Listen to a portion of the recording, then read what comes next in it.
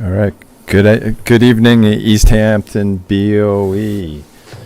This meeting is being recorded. We're streaming to YouTube. Phone lines are open for public comment. You may begin. Thank you. A motion to open? Make motion. Second. All in favor? Aye. Please rise for the pledge of allegiance.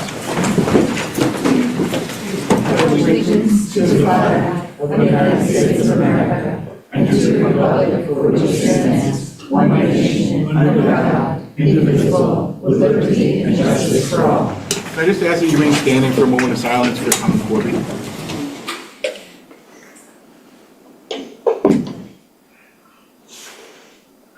Thank you.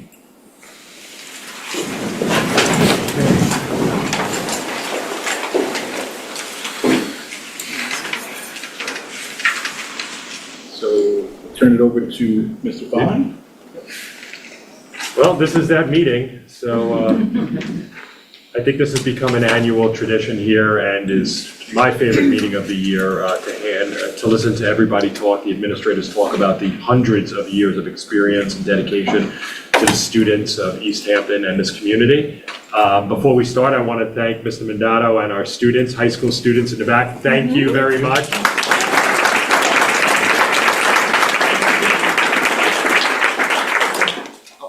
And Mr. Howe. Where is he? Oh, I can't even see him. Sorry, Jonathan. All right, so we are going to begin. I think this year, let's start with the high school. We'll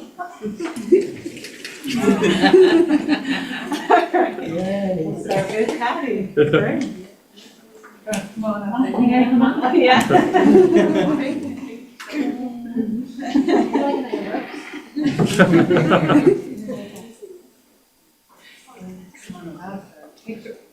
Congratulations to all of our retirees.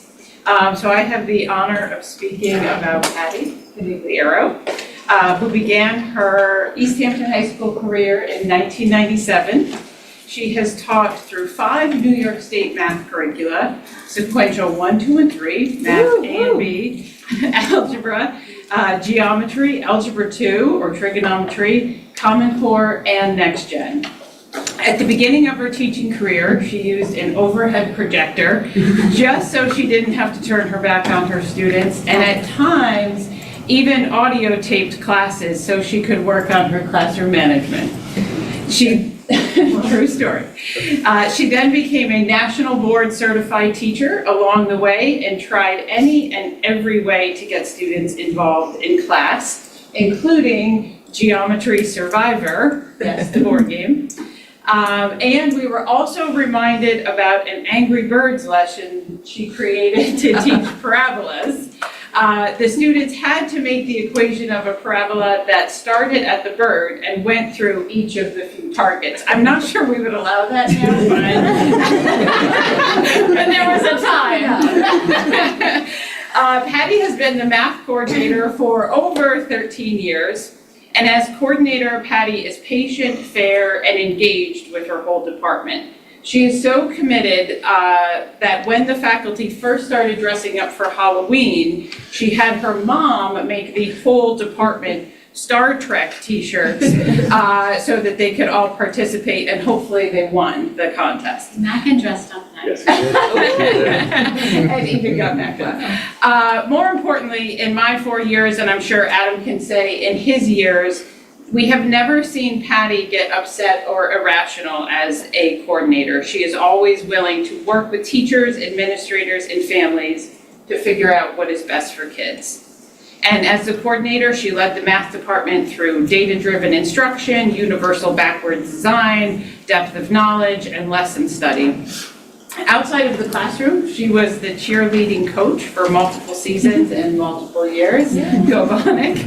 And she was the class of 2000 advisor, where she built floats, organized dances, a fashion show, prom, banquet, and baccalaureate. I still have a 9th grade advisor position open for next year. Just keep it it in the back of your mind. She was on a women's softball team coached by her husband, who's here tonight, that many members of the staff played on. And she was also a member of the APPR committee, the chair of the EHTA audit committee, and has organized several math competitions for students. Needless to say, Patty has been an integral part of the math department and the high school, and she will be dearly missed. But enjoy retirement in Florida.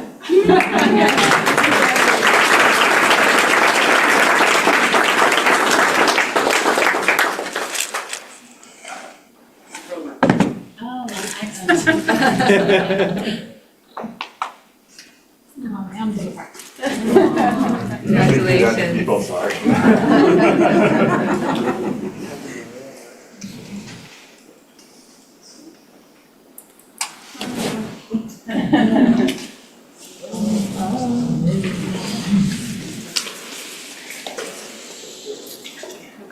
Lynn Brown. So this will be based loosely on real events because even when I asked her department and asked Lynn Brown to sit down with me and go over some of her accomplishments, she would turn the story around and ask me how my kids were doing. And we're going in the main office, so some of these things might be dramatized. That's okay. So here's the thing about Lynn Brown though, it's because that's what she does. She makes everything about somebody else and she doesn't make anything about herself. For example, she makes it about the students. Whether it's stepping into the classroom to walk them through the college application process, helping them plan for life after high school, or preparing them for upcoming scheduling meetings about ambiance. Lynn is there. She's a passionate advocate of the Personal Best program. She leads the local scholarship application process, and she makes sure BOCES programs are front and center for kids. Students know they can meet with her by appointment or just to drop by when they need advice, a sounding board, or just the shoulder to lean on. And when it's AP season, she makes it about those students too. Lynn coordinates hundreds. So many, hundreds of exams, and supports not just the students, but the teachers and the proctors through the entire process. Her planning is meticulous, her patience is boundless, especially when it comes to navigating the college board. She makes it about the teachers, helping them with Naviance again, it's like a main component of what you do. Supporting their students' college recommendation letters and always following up about student needs or concerns. Lynn also orchestrates articulation meetings with feeder schools to ensure those students have the smoothest possible transition into high school. She makes it about the families. She created Counselor Tuesdays so parents could access a counselor during the summer months. She builds relationships that span years, often guiding multiple siblings from the same family through their high school journeys. Always thoughtful, always considerate, she works with families to find the path that best suits their child's success. It's my son, he knows exactly when I read him. She makes it about the guidance department. Lynn holds weekly meetings to keep everyone in the loop and make sure nobody is left without support. She's their biggest cheerleader. She never misses a birthday. She always recognizes accomplishments, and she definitely doesn't miss Halloween, which I guess is the theme of retirees this year. Despite Lynn's quiet and professional demeanor, she is the very first person to be waiting for and to respond to that Halloween costume email. And she brings her A game every year. And you could stop by the guidance office anytime, and you will see years and years of photos of all of those costumes. Oh, Karen, you're still in the 7th. Yeah. She makes it about her friends. She's quick with a mason jar of fresh flowers to brighten your day, serve as a pick-me-up, or to acknowledge a celebration. She's a kind ear when you need to vent, and she's offered me so much support in my transition to this role, and for that I'm deeply grateful, Lynn Brown. So after 20 years here at East Hampton, of always making it about everyone else, it's time for Lynn to make it about herself. Lynn is excited to do some traveling. She's heading off to travel to Ireland in October, because now she could travel in October. In the winter, she'll head to California, and most exciting of all, she is planning to hike the Dolomites in Italy with friends, but no date yet, but probably during a school year. Yeah. Lynn's family is very important to her, and she's always prioritized time with them, but now she's looking forward to time with simply relaxing with Michael and her kids with no school bell schedule to hurry back to. She's traveling in October. She'll be helping her daughter plan her wedding next summer, and she's looking forward to watching her son's company grow. Lynn is excited to find out what's next and make it about her. Congratulations, Lynn Brown.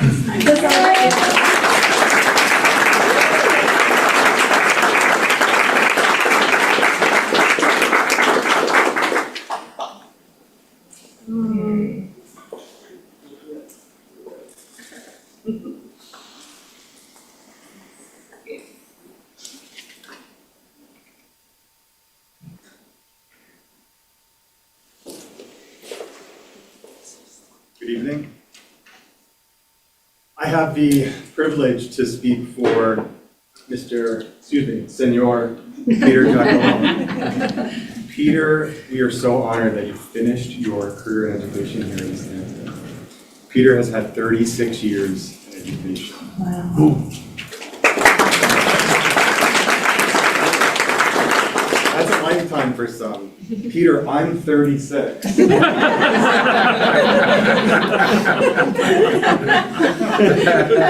But we are here to celebrate way more than a Spanish teacher with Peter.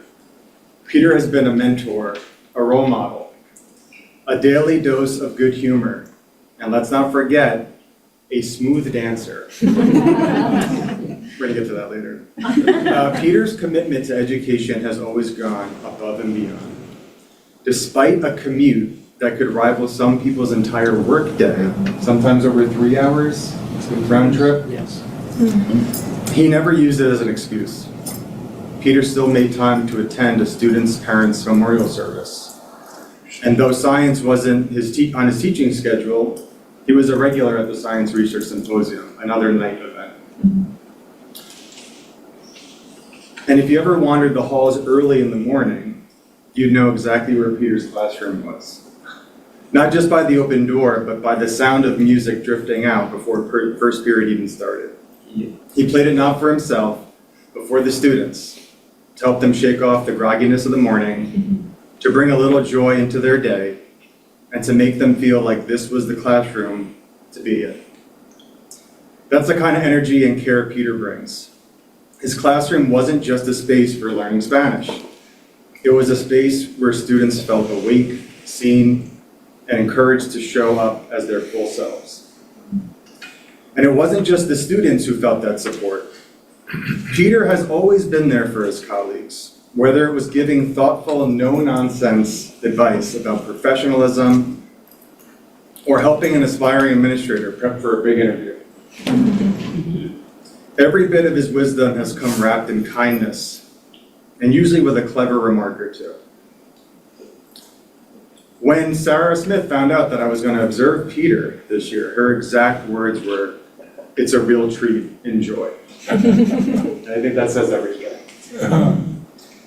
Now as Peter heads into retirement, he's trading early commutes for easy mornings, coffee in hand, dogs, Bella and Medley by his side, maybe on the beach in Cape Cod, or soaking up the sun in Mexico. We suspect he'll be navigating more waves on his boat than back roads on Google Maps from here on out. But before he gets too comfortable in paradise, let's talk about something really important. The man's got moves. If you've seen Peter in action during our faculty March Madness dance, you know exactly what I'm talking about. That salsa flair isn't just for the classroom. So Peter, consider this as your official invitation to come back and lead next year's dance. The faculty's rhythm depends on you, no pressure. And before you leave, I hold your most difficult assignment. Teach me one dance move. Many have tried, including my wife. All have failed. Challenge is yours. Peter, you have a seamless and invaluable part. You've been a seamless and valuable part to our high school team. Your thoughtfulness, your sense of humor, your everyday presence, those will be missed more than words can say. Thank you for showing us what it truly means to be a great teacher, colleague, and friend. Enjoy the adventures ahead, and just don't forget to come visit us, preferably with those dance shoes on. Happy retirement, Peter.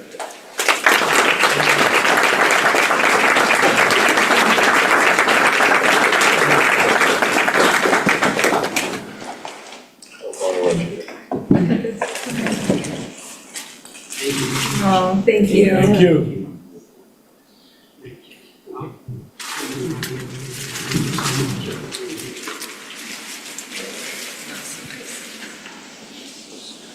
Dr. Soriano? Madame. I'm ready. Waiting 30 years for this.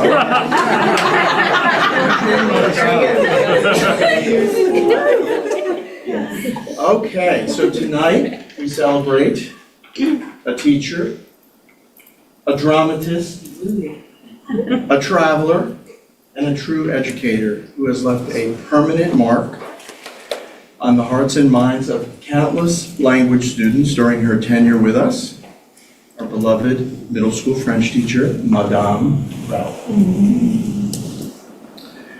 From her infectious love of all things pink that brightens her classroom, to her very dramatic and very special flair that brings French vocabulary and verbs and culture to vivid life, Madame embodies everything that we could hope for in a middle school teacher. She has the very unique ability to transform her subject from a language to an experience, and it is an experience. Whether through songs that resonate down the second floor hallway, or rhythmic stomping on the floor above the main office. We've often thought that the ceiling would collapse, and that was the level of enthusiasm that she inspires and the level of engagement.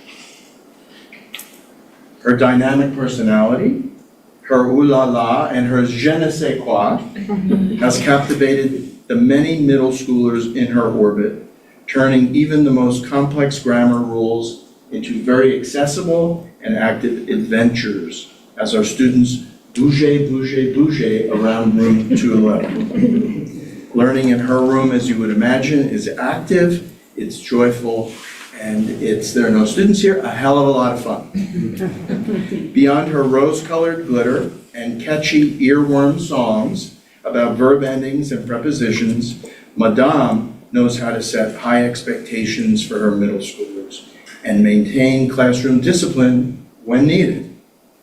I'm convinced, and I've always thought this, she somehow has onboard radar or onboard sonar, because nary a mobile phone in the middle school has escaped her eye. Her loving toughness and ability to be supportively strict are never harsh, but they're always constructive, guiding and pushing her students to reach their potential and excel beyond what they thought they could do, all in the service of learning, while simultaneously fostering a deep and abiding interest for all things French. Madame's passion for the conjugations of vouloir, devoir, avoir, and pouvoir is matched only by her canny ability to connect with students on a personal level, reminding all of us that education is as much about connection as it is about the content. She brings sparkle, laughter, a sense of magic to every lesson. In short, this Madame has savoir-faire in spades. Madame, you are an amazing teacher, a creative person, a dear friend, and I hope you know how much your students and all of us will miss you at the middle school. Your light and your can-do spirit is amazing. So, roulez doux, Madame, avec joie, avec les oiseaux sur les points, et bon voyage.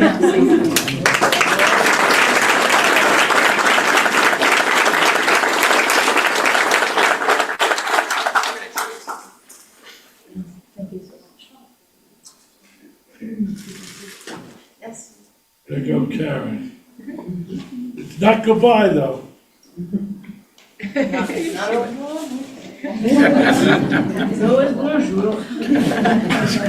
Karen, are you leaving? Like, Taking a long ride. Marion, I will leave it up to you if you'd like to come up, or I can address.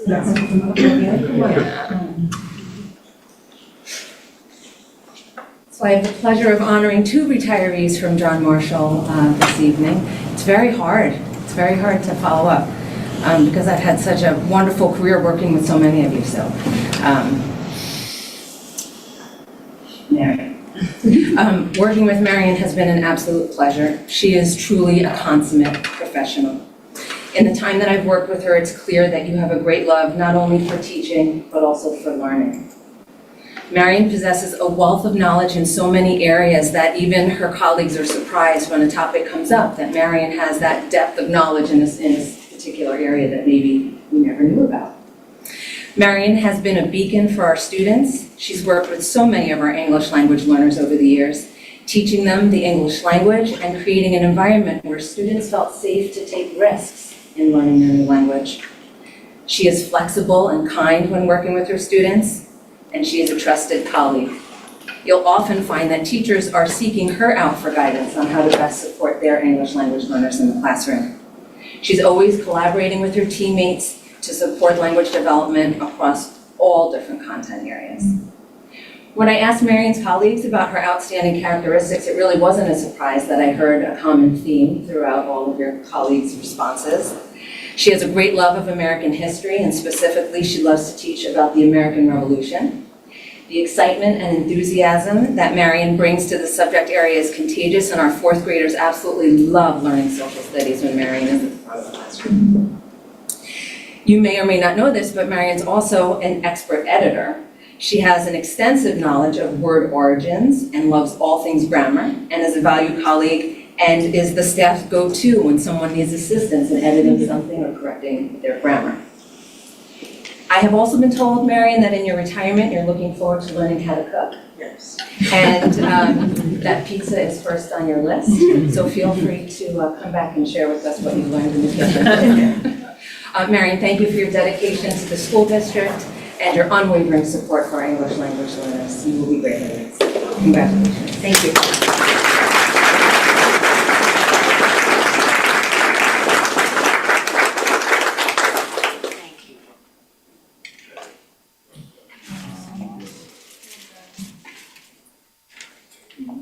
Hey, Ms. Lauren Cook, I'm going to address you from here, if that's okay with you. Great, thank you. I'm grateful to have the opportunity tonight to speak about Lauren Cook, whose generosity has touched every corner of our school. This year, Lorna is retiring from a position as a teaching assistant. However, her title doesn't even begin to illustrate the contribution that she has made to John Marshall Elementary School. For years, Lorna has been the person you call when you have a student who's struggling. Whether she's called in to collect data to help develop a behavior chart, to lend a hand in the classroom, or to make a meaningful connection with a student, she has helped so many children find success in school. I know that Lorna has made a direct impact on many students, and one in particular stands out in my mind when I think about all of the students that I've witnessed in my 5 years at John Marshall that you've touched. When the particular student attended John Marshall, you took the time to listen to her story, knowing that she had a very difficult home life. And when the student's path led her to move in with a foster family up island, Lorna made a point to connect with that foster family and keep in contact with the student to make sure she knew she was loved and not forgotten just because she had left our community. You made a priority to show up in this child's life, and you've really made that priority to show up in all of the students' lives that you've worked with.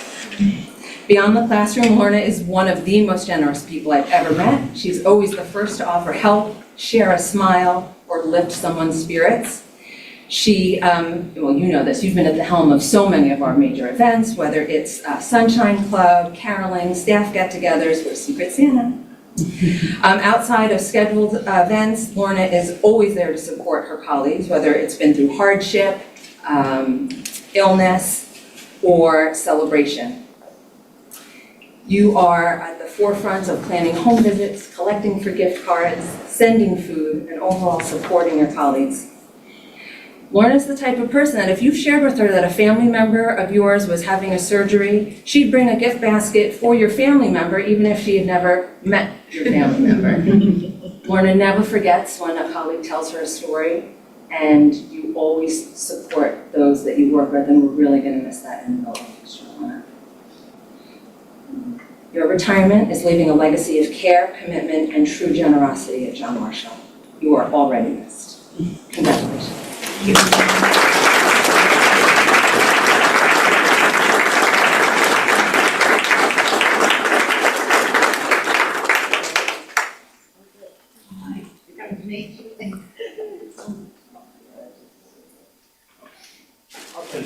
I promise. Thank you. Yep. Yeah, two retirees who could not be here tonight, but I definitely wanted to say a little about them. One is Chuck Westergaard. Chuck has been involved in every aspect of our technology department for 25 plus years and has been an employee here. Because he originally started as a contract employee for over 22 years. I think in digital years, which is much more than dog years, that's a really long time. I think, and this is an unconfirmed fact, that Chuck, his colleagues George and Kim Copart, actually solved the Y2K bug, thus thwarting a global cyber attack in 1999, but we can confirm that. Everything digital that our staff and our students use is evolved through his work. Also unconfirmed, it is believed that Chuck actually got district office in Cary in the early 2000s to switch from their Commodore 64s and their rubber typewriters to the gateway computers that were offered at the time. And they used this thing called Netscape to connect to the World Wide Web, thus changing the trajectory of our district office and all technology in our district. For those at home, the World Wide Web is the www for all of the websites. He also blocked Napster at the same time in the early 2000s.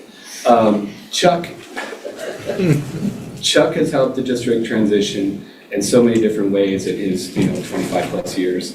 At one point, he was part of the transition from this thing called Columbia to eSchool to School Tool. That's their student management system. He also transitioned as part of the transition from this thing called Finance Manager to Envision, from My Learning Plan to Frontline, back to My Learning Plan.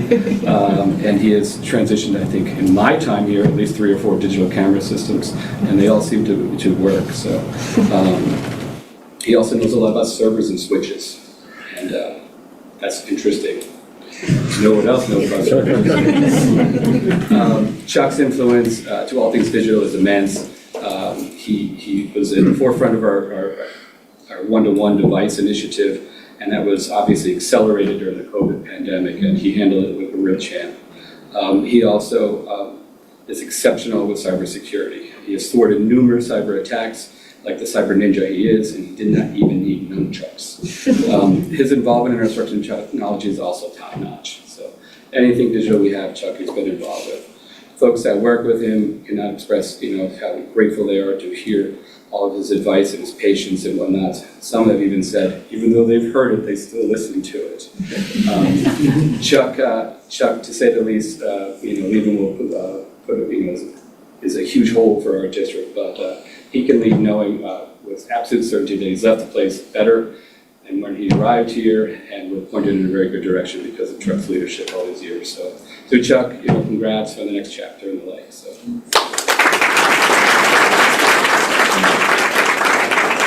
There's another person who could not be here tonight. I think it was partially by design, and we're naming her, and that is Joan Kendallowski. Joan has been in district for over 27 years. She started many years ago. And I seem to be the administrator trainer that she is. She spent numerous years training Adam to making him the person he is, and she was left to shape me up. She is definitely a special employee. Without her guidance on my journey, I think I would have been years behind. She is sharp. If you don't know this, she loves her cabbage soup, like every day. She is very regimented. Every day she walks at noon. And she is also very curious and always learning. Joan is as steady as they come. She rarely misses work, and she's even offered to come in a full hazmat suit when she was sick, not to infect any of us. I kid, but the cabbage soup and her walking are truly what keep her healthy, and she's very regimented with that. She maintains a professional space. She's she models what it is to be a professional. She corrects and guides me often, and I appreciate that and I'm better off it. She does this with grace and poise. Another person, let's call her Carrie, also corrects me often, but it's a little more direct when she corrects me. And I also appreciate that. The more we speak of Joan, the more she'll be upset with us, so I only have a little more to speak of. To say we'll miss her is an understatement. Her post-East Hampton time is vague, though we do know she has plans. She just doesn't know we know she has plans. I think this will be including her regular 10 a.m. cabbage soup, her scheduled noon walk, as well as I've suggested repeatedly, hydroponic cabbage farming so she can become a hipster kimchi maker because she loves cabbage. So, John, I know you're sort of listening. Thank you for everything you do and for what comes to you next.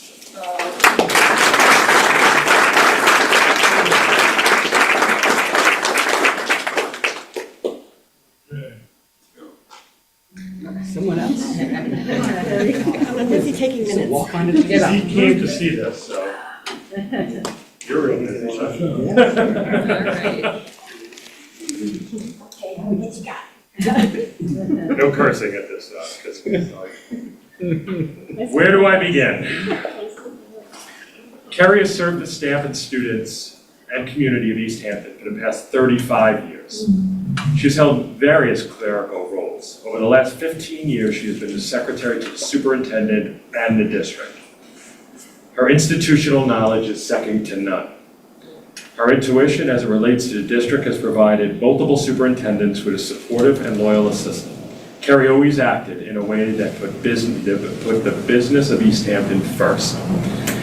She said many times, we are a business entity, and when we evaluate decisions, we do so from that point of view. Her relationship with our legal counsel has helped navigate many potential challenging situations. Her work as district clerk, and I'm sure the board can back this up, is also remarkable. The board always had someone who would speak their mind and respect their position when it came to the district. Your constant and steady presence at board meetings will be sorely missed. There is not enough time for me to accurately describe how valuable she is to this district and to the many overall functions of the superintendency. She is simply the best administrative assistant this district has ever seen. Carrie is the mother of 2 young ladies who live in Maine. As you may or may not know, Carrie loves animals. She anticipates adopting a mountain lion and probably a grizzly bear. A large moose named Ben could also have a new home when her and her husband Zeke relocate to Montana after the last day of school. I know I speak for countless staff and students when I say this place is better for having you here for the past 3 decades. I will miss you terribly. Your quick wit, sense of humor, and work ethic are second to none. I wish you the best of luck and know that East Hampton will always have a place for you if you decide to come back, which I know you will.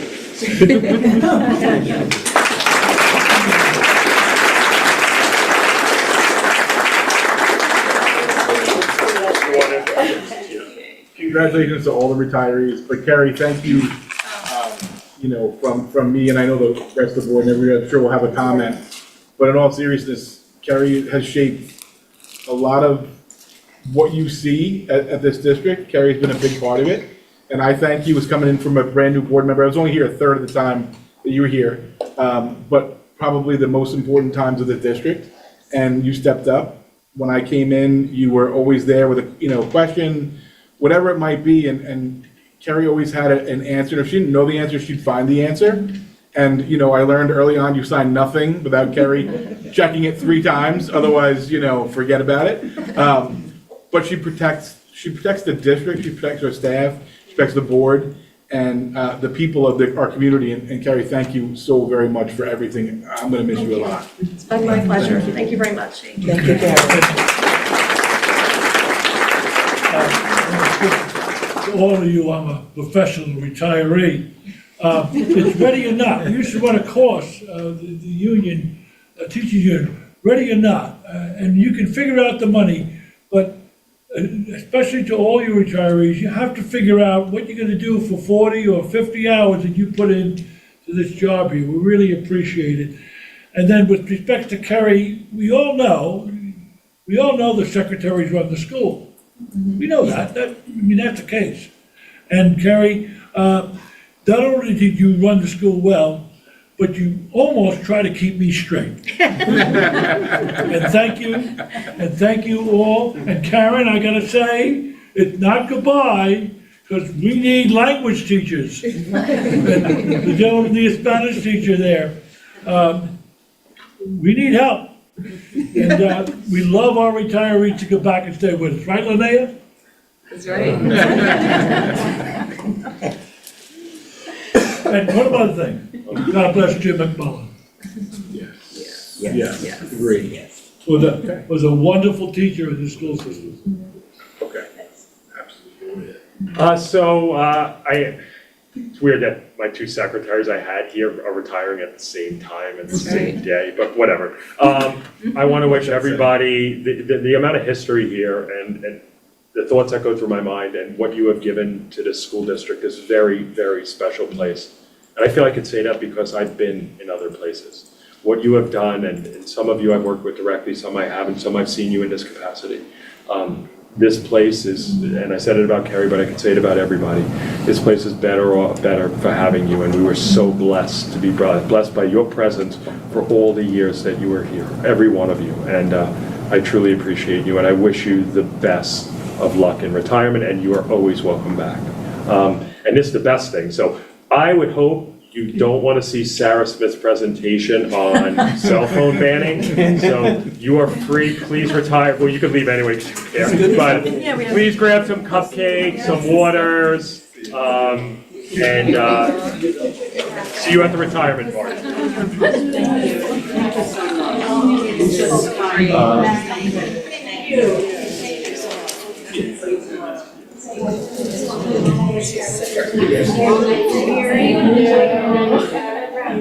It's up to you.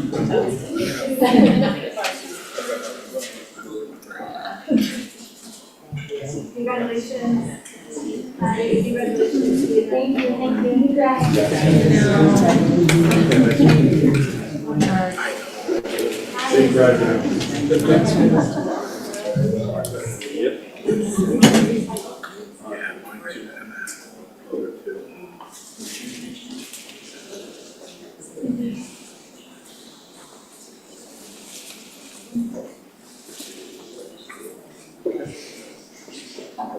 So many years just walking out.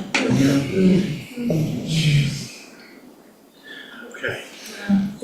All right, so the next presentation is a presentation, unfortunately, we have to do. I didn't like the timing of it, but it is, again, something we have to do now because we have to get a policy in place for the bell-to-bell cell phone policy.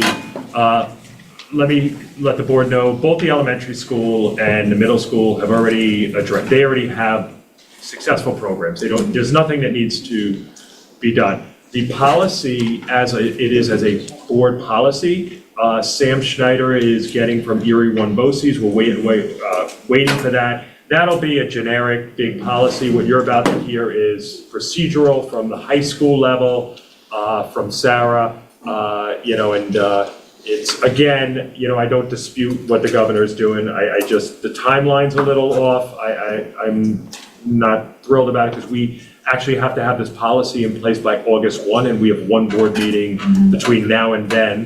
The other piece is some pieces with local control, but I don't want to get into that. I don't want to spoil this, so I know you've been waiting weeks to do this. Sorry, you want me to help you move it back? No, Yeah? no. Okay.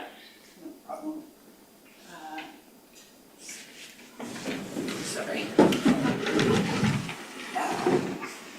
Okay, so, completely different note.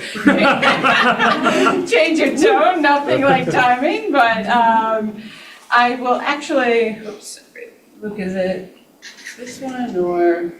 I'm actually going to skip ahead just a tad in the interest of time. And there are a few statistics that we can, refer back to if need be, but just to kind of cut to the chase and get to the heart of the matter. This conversation, just so you know, like our trajectory at the high school, our path to get to where we are now, it pretty much started, a tipping point for us was our site-based team had a group read of The Anxious Generation by Jonathan Haidt, and that is teachers, parents, and administrators, and we were talking about, what are we seeing, what is their experience with cell phone use as parents, what are they seeing at home, what are we seeing in school, and very interesting conversation about all things cell phone, mental health aspect, addiction elements, what we're doing to prevent everything under the sun. It was really rich and great discussion. And then to bring you closer to today, when the governor's bell-to-bell policy came out, we essentially have two options. If you really kind of break it down to brass tacks. The two options are one, no show, and two, yonder.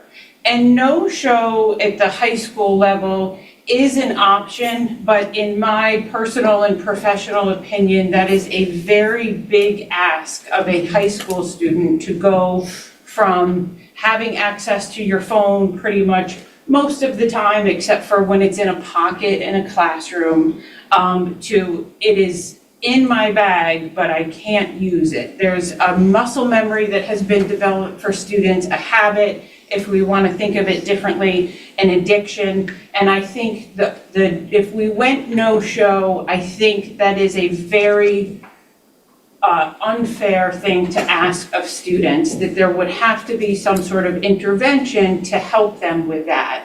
And that intervention is Yonder. So we have met with our site-based team, with our student association, with coordinators, and we all agree that Yonder is the best way forward. In fact, even students, when we were talking with them about the idea of no-show, they said, yeah, no, we can't do that. So they were very honest about the limits of that. So what we are looking to bring in is Yonder and to partner with Yonder. And the way that it would work is every student would have a pouch, and this would be theirs. It would go home with them, it would come back with them. Of course, there's going to be days they forget it, and we'll deal with that. That's not a big deal, we can adjust. But when the students come in the morning, they put their cell phone in here, and it is locked in here for the day. So ideally, it is on silent, so it's not ringing and they can't get to it. But they put their phone in here, and they go about their day. You don't need the magnetic device to lock it. You just close it, and it locks. And then they have their Yonder pouch with their cell phone in it, on their person, in their backpack, likely throughout the day. The reason that we were more comfortable with that is that avoids the anxiety of, I don't have my phone's in the main office in a bucket that's collected, or where is my phone? So we thought this was the more student-friendly way to go, so that they have it on their person, they have control of it. And then at the end of the day, after 9th period, we will have unlocking devices where they unlock their cell phone on their way out, on their way to sports, and they can access their phone. One important piece is that, pardon me, sorry, I'm not keeping up with my slides here. One really important piece, because all of this is great in theory until it's not, right? So it's very important to me, and I would say also to the board when we spoke previously, that our parents, in a true emergency situation, our parents need to be able to get in touch with their kids, period, full stop, and vice versa. Kids need to be able to get in touch with their parents. So it's very important to me that we have an unlocking device in every classroom in the event of an emergency. And an emergency is not, I forgot my lunch, and can I unlock my phone? You know, an emergency is, God forbid, a true school emergency. And so every teacher will have an unlocking device in their classroom, for instance, in their desk or in a cabinet, where they know where it is, our subs know where it is, so that in the event of an emergency, yes, ideally communication is coming through one source, either me or Adam, but also parents are able to get in touch with their kids to ensure their safety. So that is an important addition that we do insist on, and other schools, to the best of my knowledge, don't have that, but for it to work for us in East Hampton, that would be important.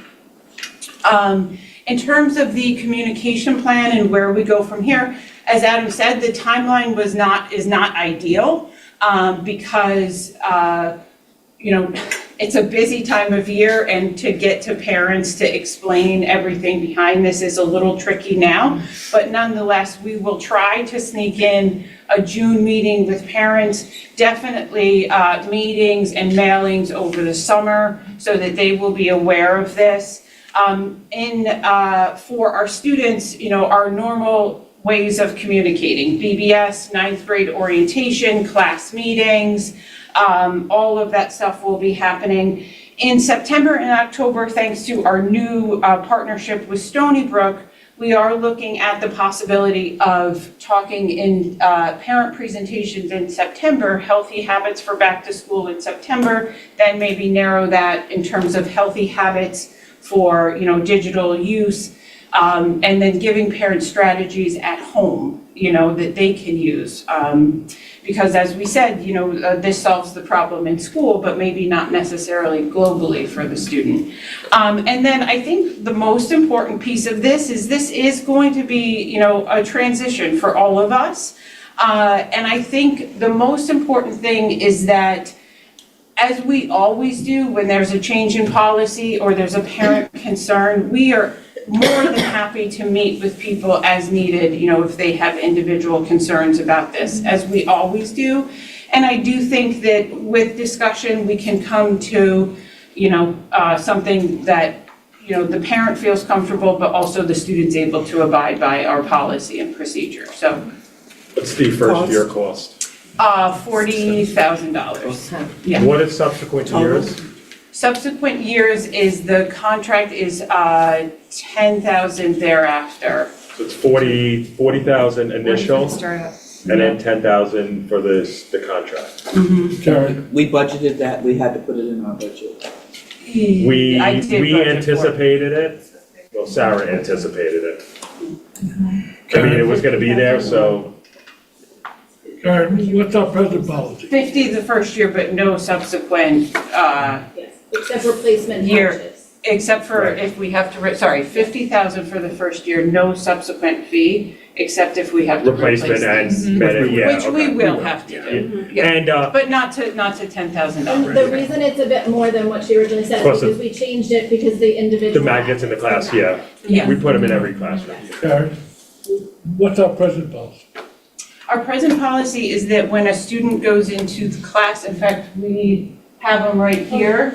There's the shoe pocket that they have to put in when they're in academic spaces. But the bell-to-bell policy requires no access Okay. throughout the full day, including study halls, lunch, the hallway. All right, is this Yeah. similar to what Sag Harbor has it? Yes. Yep. Yeah. And is there ways around it? There are, but that is true with everything. I will say, with something like this, I don't think we will have 100%, adherence to this. There are ways around it, like everything, but globally, it should be an anomaly for a student to blatantly have their phone out in class. And so, the people we have spoken to and the reports that I have read is it does change the culture as a whole to be a cell phone-free zone. And it's interesting because one of our current students who is on Student Association, her sister is in Sag Harbor, and her sister said, we are actually talking to each other in the cafeteria. And our student said, I'm excited for that. In fact, many of our Student Association kids were looking forward to that piece of it, the social element of it. And So what about our staff? our staff is supportive of, Well, do they have to lock? they don't have to lock it, but they will absolutely have to have their cell phones away and out of sight while they are with students. So, for instance, they have to adhere to the same policy.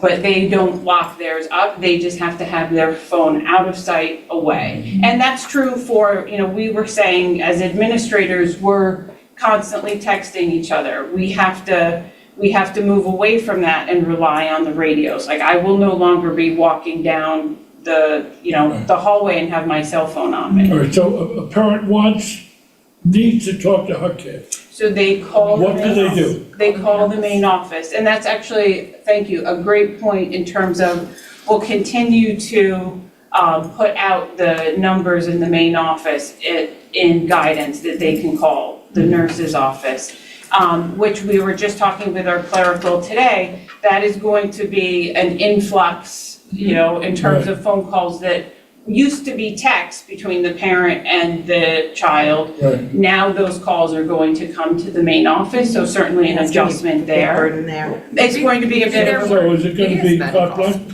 They can, if they say they wanna talk to their kid and they don't wanna say why, is that okay? What, we would absolutely get the student down and make sure that they're able to have that communication, of course, yeah.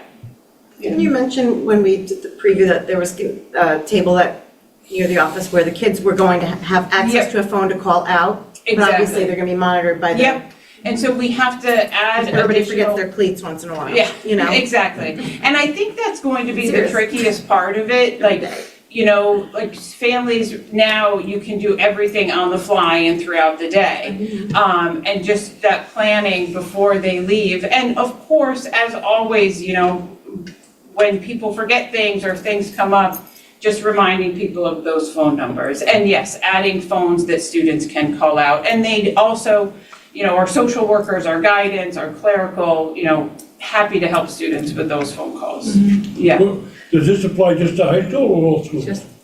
So at the elementary and middle school, I believe their cell phone, the bell-to-bell applies to all schools, but it's just, we have had, you know, cell phone use essentially over the past 5-10 years. Right. And so at the high school level, because we haven't done no show for that time, it's more of an I adjustment got rid of for no us. show when I was principal, because no show didn't work.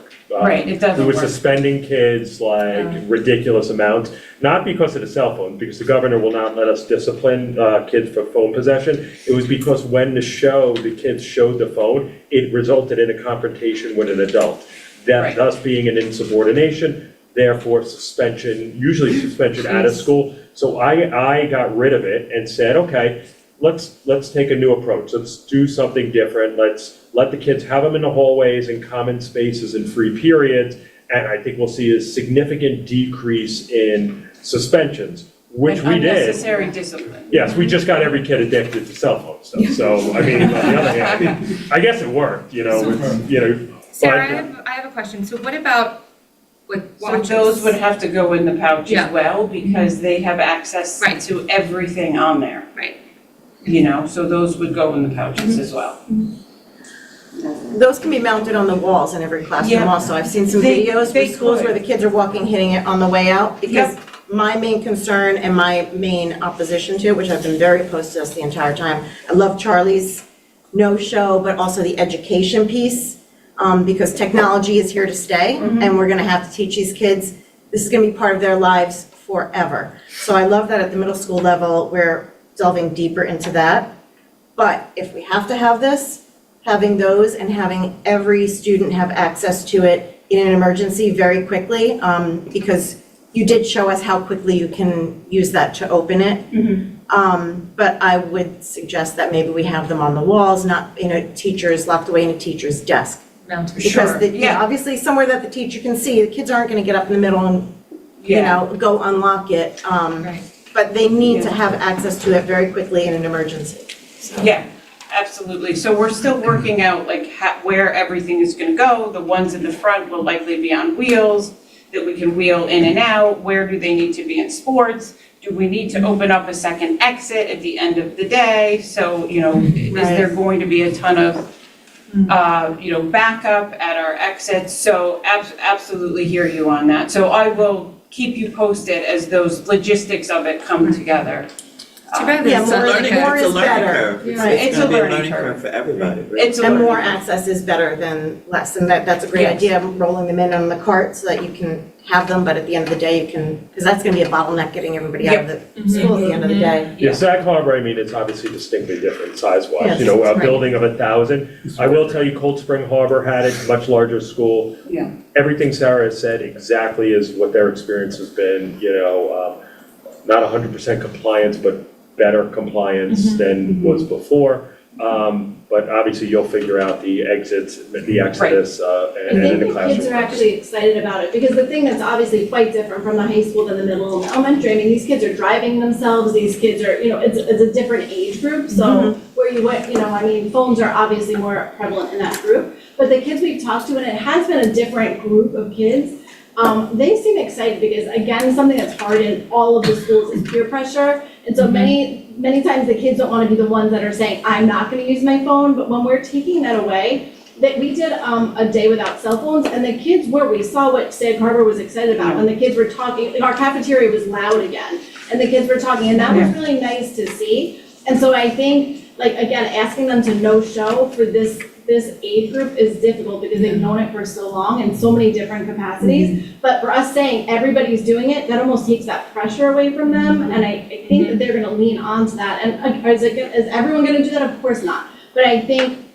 a lot of the kids are really gonna be appreciative that pressure for them to be the one to no show and, is gonna be taken away. And so I think we're excited about the kids actually talking to each other and eye contact. I got a question.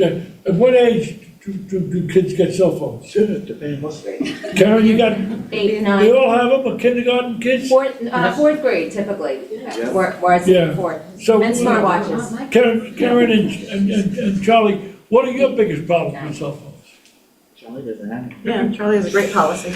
We have no cell phone issue. We do have students who wear their smartwatches, and so teachers are often asking them to put them away. But we have no phones at all at John Marshall. And John, we've had it for so long, it's just a part of the fabric of the school. It's now 12 years. And we have Karen Crowley, as you heard, so. Yeah. But that's the big part of it. That's also a really big part of it. Right. And, and to force, I don't know, Move up to the high school. we all have differing opinions, and I don't like the way they did it. I don't like the way it was sort of rolled out and forced, with an expense, generally speaking. Because they know in high school, you're gonna have this, right, it's another, it's not funded, and we're stuck with it. And it's not a one-size-fits-all thing. And I listen, I applaud you guys. You're stuck with a mandate that you have to deal with, and you guys handled it very, very well. But at the same time, if we're not ready by August 1st, I mean, I gotta tell you, you're not gonna get any pushback from me, because you know what? Give us the ample amount of time. Let's do it properly. If this is not something that's feasible, we'll back up a second and let's roll it out properly. Do it right. Thankfully you budgeted for it, but suppose in the district that somebody forgot, didn't think about it, and then you gotta spend 50 or 100 grand on something that doesn't teach, it's teaching people something, yes, but as soon as they walk out the door, let's call them a senior, they walk out the door, their anxiety will go, which I could leave my phone home, it rings as I'm sitting here, I'm going like this, I'm going, because it's always, you have to check it, and it's unfortunate, I'm not studying and, trying to get into a college and doing all those other things that they're doing. But it's a little tough, it's unnecessary to make it like put your foot on the gas and say, all of a sudden, here we are in 2025 and you have to do this right now. It's like, okay. And it doesn't solve the problem, No. which is outside of school and. Correct. Where children spend most of their time. inside of school. Yeah, well, let's hope that this Maybe. means that, test scores are going up and, kids are learning more and paying attention and more Yeah, focused. they talk more, I'm all for that. I think that's something that's lost. I think Yeah. they absolutely will engage more. Yes. you Yeah, know, oh, yeah. which is huge, and I think will be a benefit across the board, not Yeah. just academically, but socially. And maybe that will spill over into after school, who knows? So, we will move forward. We wanted to have this conversation, and then we'll move forward. And of course, keep you posted as it unfolds and logistics come together. Thank you, Sarah. Yeah, got it. Thank you. Thanks for listening to us in the process. Anybody want to try to do that? Don't give us me again. Is there any news of the schools that you guys want to report? Is there anything that you want to talk about? Yes, I do. Go ahead. Just a couple things. Just last night, Ava Tinto was received an All-American Scholar Athlete. Congratulations. Who can? Ava Tinto. At the last night's lacrosse award ceremony. She was what, or? Academic All-American. Academic All-American. And before you want to. Charlie, when is middle school graduation? I'm He's playing with the altar. And my phone is now locked in there, so that better work. Your phone is locked. It's locked there. But he I don't think they're good. It's staying in Have there. to do that for one day as a pilot, just to see what the kids are going through. So last Wednesday night, we had our National Junior Honor Society induction, which was really great, that Karen Crowley and Nick Finazzo moderate that club. We inducted 53 kids, which was really fantastic. 53 eighth graders. And then tomorrow night, we have our awards evening, which is by invitation only. We have about 64 eighth graders coming and 28 sixth and seventh graders. So it's similar to like the scholarship night that they do here. Exactly. Yeah, that's Exactly. great. And that's tomorrow evening. We'll probably have about 350 people in the end attend that. It's always very well attended. And then to Sandy's question, 2 Wednesdays from then, we will have on the 25th, I think, check it, but it's that last week of Yeah. school. And it's Wednesday, not Thursday. Wednesday. Yep. Always Wednesday. Wednesday. Always Wednesday. That's what I thought. Tim, exactly. So 7 o'clock. Yeah. On the front lawn, because it will not be raining. Nope, it won't. Nope. For Charlie. Okay, exactly. So before we move on to the rest of our business, I just wanted to say 2 things. One, thank the residents and taxpayers of East Hampton for supporting our budget and our kids in the last election. Thank all the boards, we sort of talked about it. There's a gap between the 2 meetings, so sometimes you kind of get lost in the translation. But secondly, Justine Lemonius, this would have been her last meeting. She couldn't come tonight, but wanted to thank Justine for her service to the board. She did a little over 3 terms. So 3, was it an extra year? 3 years. 3 years? 3 years. 3 years, and then one extra? And one extra year. Okay, so thank you for that, and, the board appreciates it, and, does anybody, I don't know if anybody else has anything they want to add to it, but. We have and our new member. And our new member, yes. Belinda, you here? You don't have to stand up. We'll put the spot on you next month. Next meeting. And our next meeting's in July for our reorg, so we've got a little time in between the 2, and just wanted to mention those 2 things and thank both sides on that. Yeah. And, I'm very proud of being a member of this whole school system. It's great for all that we do, the staff, the parents, the kids. But, and it's good to know that, the 7 of us board members, we've all managed to deal with all our difference of opinions and then still yet. And I really appreciate everybody's participation. Agreed. Yes. Well said, John. Yes. Thank you. Thank you. Okay, that brings us to public comment. Do we have anybody here that has a public comment? Good. Come out to the podium.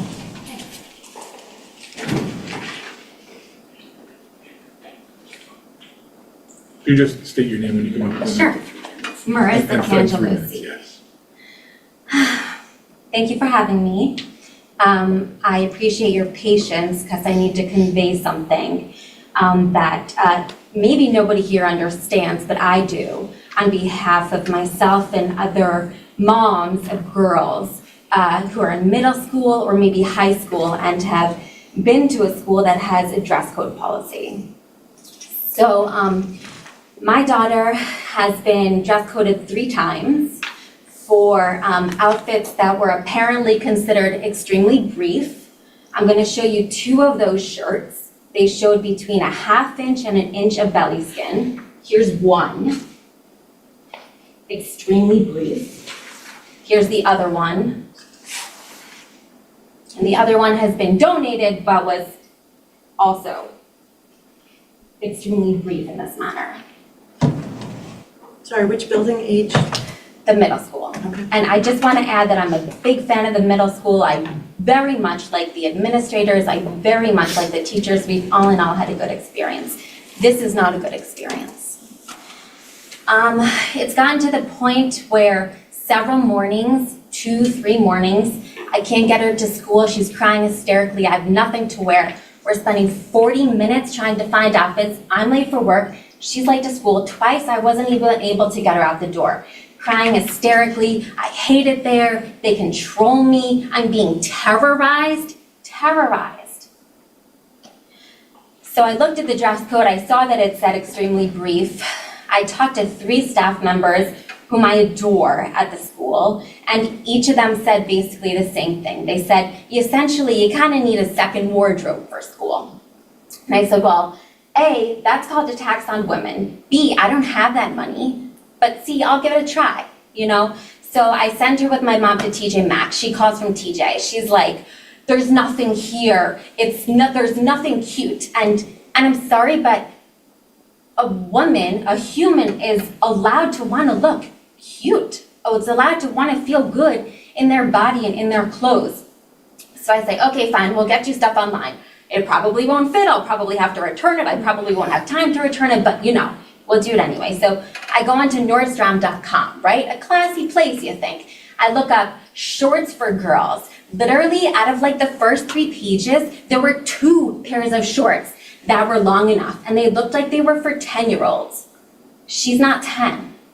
So then I go to Zara.com, and I look up shorts for girls, and I'm like, oh, guess what, daughter? Great news, I found shorts for you. And then I click on it, and do you know what they're called? Mom shorts. They're called mom shorts. And then I find another pair, and I was like, these are ripped cuff. These are great. You're gonna look like Miley Cyrus. And then I click on it, and do you know what they're called? Excuse me, Board President, I'm just letting you aware it's been past 3 minutes. Thank you. They're called ripped cuff mom shorts. Okay? So then we go to New York City, and then we're shopping in New York City, and that's like an ant farm for tween girls who are all wearing mini skirts. My son is bawling from the craziness of the whole event, and I bring her into the dressing room, and it's like this. This shirt shows belly. This shirt shows chest. This shirt shows bra. Okay, fine, I just won't wear a bra. Okay, fine, then you can't run around. You just gotta stay there. You just gotta stay there, and you can't move because you can't wear a bra, because everything you wear, a bra strap is gonna show. And the thing is that she has developed some lovely, special, precious curves, and frankly, the style of jeans are baggy, and t-shirts don't look good on her. It's just, with baggy jeans, it's just not flattering, it's not fair to send a kid. I don't want to cut you off. Have you talked to the school administrators? What process have you gone through? Just so, because you're at the board level where, you know, we're kind of missed a couple steps, I think, in my opinion, in between. And I would say, am I correct on that? Yeah, I mean, there's building him in, there's Have you there's talked stuff to here. Dr. Soriano? Have you talked to him? That's a really fair question. Okay. Here's the process, and again, I really, really strongly in my heart have known Dr. Soriano for a long time, and I really have a lot of affection. I've talked to 2 teachers to get their opinions, acquaintances of mine. I talked to an assistant in the administration. I have had several occasions in the past to where I have reached out with concerns, including bullying concerns, etc. Okay. Not just against my You daughter, haven't gone to Charlie. to Charlie. We have So not you're- talked. and so- Okay, so I'm Yeah, not so to cut this you is short, inappropriate but, then. so why don't you make an appointment with Dr. Soriano, speak with him, talk to, you know, Mr. Fromm, and, you know, there's a process before it gets, because, like, I understand what you're talking about, but at the same time, I'm not sure we're at the forum for it, that's all. So the problem is that I don't know who to talk to. Because Dr. in the Soriano. past, Soriano. because in the past, when I brought concerns to Dr. Soriano, I don't think that he really wants to address them.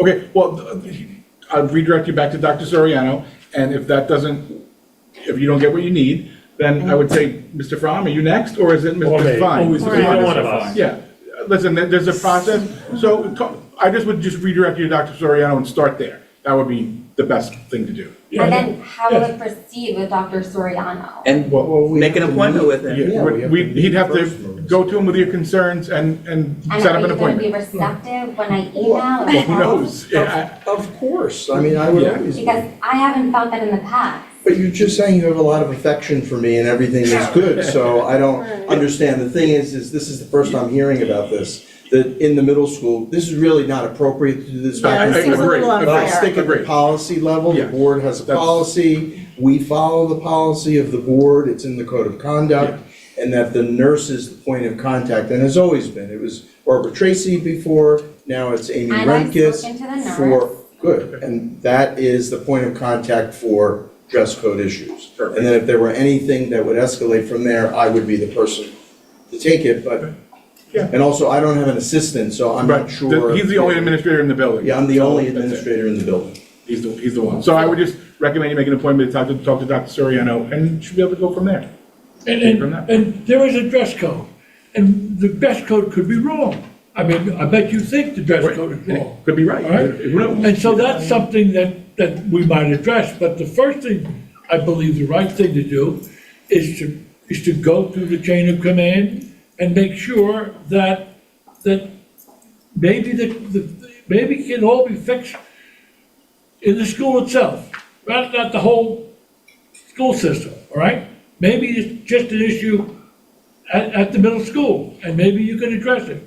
So communicate, and then if there are issues, I'm sure we'd be willing to address them. Yeah, that would be a No, policy no, but committee this isn't, eventually. we can't Policy committee. This isn't the forum discuss that this. for that. We're just not able to comment. We can't talk about personnel. There's things we can't talk about in public like that. So what I would suggest, just make an appointment with Dr. Soriano, talk to him and go from there. That would be the first place and the appropriate place to go. Okay, I'm Okay. very grateful in advance that you're gonna be receptive not to. Of course, yeah.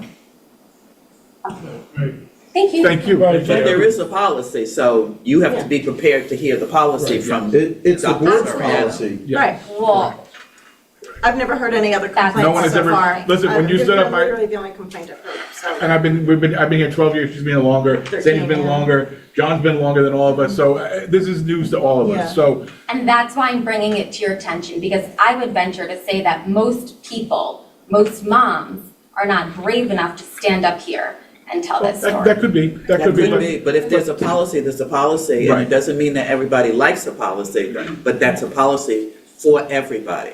Totally. And if there are enough Yeah. Which is people why that I'm don't like asking it, we can us consider it. to re-examine. Well, that's the appropriate place to start with Dr. Soriano. It's his building. He's the one that runs that building. He'll come to us and we'll go from Okay, there. We'll so work with just to be everyone. clear, is it the middle school policy or The policy, so the board does general policy. From there, that sets the tone for everything. Then at the schools adapt the policy procedurally and at a regulation level. Kind of like just what you heard about the cell phones. Board will do a big generic cell phone policy, then in each building we'll have different specific guidelines, but it all comes from the board policy.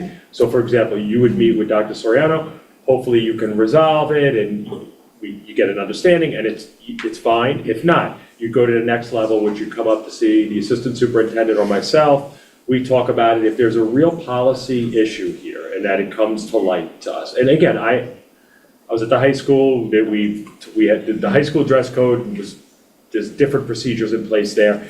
But if there is a policy issue and it comes to our attention that it is something at the board level, the board then has a policy committee that meets and discusses their policies. And that would be, it's just it's a process. It's a process for a reason because the policies are pretty, they're pretty tight. We work with other school districts, BOCES, New York State School Boards. So that policy manual is the board has to change that by voting to change that. So doing it at the building level kind of is. But we wouldn't do it without Dr. Soriano's recommendation anyway. We have no issue. So And not if based he on said, one parent's experience, because Right. I've got to be Right. honest, I've heard from over the years, over the 13 years, I've actually heard the opposite from Correct. parents. In fact, a number of years ago, during Rich's term, we had a number of parents come to us and ask for it to be stricter. Yes. Yeah, I don't know if. Well, you and that's at the high school. The high Right, school was made extremely strict with a Right. ruler, and I dialed that back. That Right, was yeah, over the that was top worse. there, but we dialed back, and then we kind of found that common ground. But I mean, at the high school's different level of child and whatnot, and the boys do kind of, I think, more of the bad stuff too, and some of the stuff that's written on their shirts. But but I think meeting with Dr. Soriano is the first thing. If you don't like that, I will gladly take a meeting with you, with Mr. Fromm to talk about it and whatnot, and I'll show you the policies and how it's developed and hopefully, Okay. But just to clarify, we don't have a different policy. We only have the board policy. So we do not have anything different in our handbook except what the board created in their policy manual, word for word. We don't do anything different. So what you read and what I'm sure the nurses referred to you Yeah. is from the board manual. That is not It's within the middle school handbook, but it is taken from the board code of conduct. It's not our version. Correct. Well, I thank you all for your time, and I hope I've cracked open a little bit of possibility for flexibility. Thank you. Thank you. Thank you. Thank you. Anybody else have a public comment? LTV, do you have anybody for a public comment? We have no callers on the line at this time. Okay. Going to move on to the consent agenda. I have a motion to accept the consent agenda. I'll make a motion. Second. All in favor? Aye. Any opposed? Move on to the superintendent's report recommendations. Hang on 1 second here. Realign myself. All right, number 1. Yeah, so summer school. So resolving the board approve the following summer school program staff effective July 7th, 2025 for the 2025-26 school year. Can I have a motion? Make a motion. Second? Second.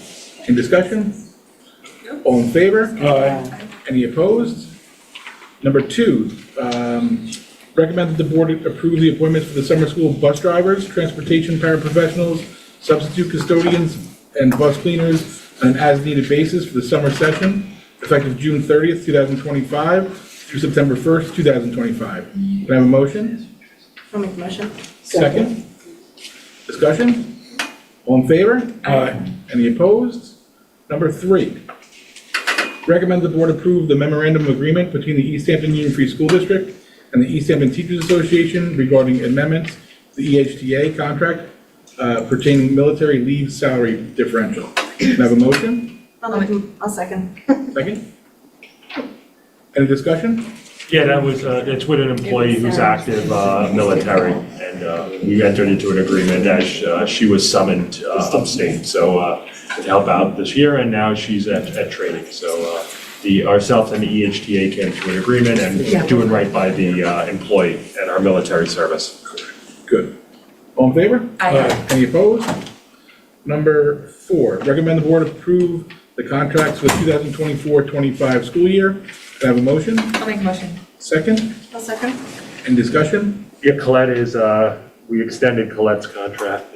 She's agreed to stay another year. That's great. That's good for the district. Yeah, Thank you. really Thank you, good. Colette. Yes. I hope you stay. All in favor? Aye. Any opposed? Number 5, recommend that the board approve the third addendum to the employee agreement between the Board of Education and Adam S. Fine, Superintendent of Schools. Do I have a motion? I'll make a motion. Second. Any discussion? Adam, thanks for staying. Thank you, Adam. Thank you. Adding on. Thank you. We're in good hands. All in favor? Aye. Any opposed? Number 6, recommend the board approve James Pellis, District Treasurer, to be, I'm sorry, Jamie. I have my glasses, I think I'm gonna have to get new ones, they're not strong enough anymore. District Treasurer, and to be authorized signatory on the high school extra classroom activity account, also known as the East Hampton High School Student Association account, and the middle school extra classroom activity account for the 2024-25 school year. Can I have a motion? Make a motion. Second? A second. Any discussion? Thank you. All in favor? Aye. Any opposed? Number 7, recommend that the board approve the end of school year funding of school district reserves allowable by law using the fund balance in order to save money and plan expenses in the future fiscal year. Can I have a motion? I'll make a motion. Second? I'll second. Any discussion? So this is, you're just making the motion that is allowing us to The transfer. ultimately put the leftover money into these reserves. Sometime, I believe in the fall, Sam and Jamie will give you actual amounts and you'll decide where those Okay, amounts right, go. right. Great, Yep. sweet. Good. All in favor? Aye. Any opposed? Number 8, recommend that the board approve the tax anticipation note resolution for the East Hampton Union Free School District, authorizing the insurance of a not-to-exceed $20 million tax anticipation note for the receipt of taxes to be levied for the fiscal year ending June 30th, 2026. Can I have a motion? I'll make a motion. Second? Discussion? So this is our normal TAN borrowing, obviously, because we don't get our taxes to pay our employees until the first of the new year, so we obviously have to take TANs out. We do pay interest, but Sam budgets for the interest we pay on the TANs. He did take a higher TAN this year. I think we took 16 million last year. He anticipates needing more cash on hand due to some of the things we're doing in the district. But again, it's we have a- far, and we have a we get the money back. Yeah, we have a The AAA governor would rating. actually like, look at that. I That know, costs thank- districts and taxpayers Money, yeah. so much money. Lots of money. Well, and that's especially with Unnecessarily. interest rates going up, and then Yep. thank goodness we've got a AAA rating, so that helps us. Yes, get a we little do get bit. the Yeah. best rate, yes, But- correct. But we still have to borrow, and it costs us something. Yes. All right, all in favor? Aye. Any opposed? Number 8, recommend the board approve the budget transfers for the 2024-25 school year. Do I have a motion? I'll make the motion. Second? Second. Any discussion? All in favor? Any opposed? New business, we kind of covered everything, right? No. Old business, can we talk about, the lovely facility out back now? For the patio? Well, the Absolutely. patio, first of all, yeah, we had the Yes, opening we for had a that. ribbon But even cutting. our grounds department, I mean, Yes. that really Yeah. looks Yeah, yeah. nice, Yep. it's very Does. cleaned up, they have running water. Absolutely. Great job back there. Which I don't know if people It looks didn't terrific. realize Yeah. that. It is a It didn't bathroom back happen. there. No, they have a bathroom now. They actually have Yeah. a real work of it. We'll take the Right. board on the tour. I know we keep forgetting it. Yeah. You auto graduation and everything like that. Yeah. So, And I that's think another it needs thing to to be a mention. priority. That's another thing to Yeah. mention. Yeah. The automotive graduation last week was phenomenal. Very nice. Yeah. First class to graduate, thank you to everybody that made that happen. Right. That was a long, that was basically 10 years, I think, in motion. Yeah. The first class to graduate, which is pretty monumental when you look at it. And if you saw the kids, how excited they were, their achievements going forward, the doors that have been opened for them, and they're happy, they like it, they enjoyed it. Some will use it, some will, some will use it professionally, some will use it personally, and I think they really got something great out of it, so It was, thank you it guys. was a really wonderful It ceremony. really and was. to see all the graduates go up and with their tassels on and was it, John speaking, John Dunning speaks, spoke. yeah. It was just, His speech was it great. was wonderful. And then the culinary department made a Yeah, wonderful they- lunch. Yeah, they catered a lunch, I mean, that's The amazing. culinary department was Yeah. really Yeah. They were cooking great. last week. I had to leave early for that part of it, but I did see it, it was fantastic. Yeah, And they even did the little cookies with the Yeah. trucks. Yeah. The representatives from BOCES, Yes, they were all partners there. that Yeah. we've developed with them, And the high school's maintained it. I mean, they are so, they could not, I think, Jill, Sarah, I mean, they are so impressed Mhm, with, yeah. but not just the facilities, which we know are great, but they're so impressed with the dedication, and they're very happy to help us, kind of fine tune these programs. So thank you for impressing them, but also Yeah. for our kids and. But you guys put it all together, like it was our idea, Yeah. we gotta go and kind of, but you guys put it together and had to make it happen, and you did, and you did a great job. Thank And you. just finding the teachers for these Yes. things, I mean, that was really They're very spreading it fine. out, and the kids, the relationship that the kids Yeah. speak, how they speak Yeah. about their teachers and the staff is really, Was a you good know, one. something else. It's proud to be Yeah. a Donegal. Exactly. It's a wonderful program. Which brings us to our second public comment. Anybody have a public comment in the audience? How about LTV? We have no callers on the line. Terrific, thank you. Board committee meetings in June, we've got academic on the 17th, personnel and academic on the 17th at 1 and 2 p.m., then policy on the 18th at 9 a.m. The retirement party is on the 18th, Yes. which is why we moved the academic to Gotcha. the 17th. To the Okay. 17th. Okay. Gotcha, Okay, gotcha. this is on my calendar at home, I think it's on the 18th. Yeah. 99% is the 18th. Okay, But good. if the other way, we'll switch it back, and we'll announce that, but we The did, I day did move it for before, that very reason. Yes, Yes. that's right. Right. Okay, that's it. Have a motion to adjourn? I move, we move. Second. All in favor? Aye. Thank you very much.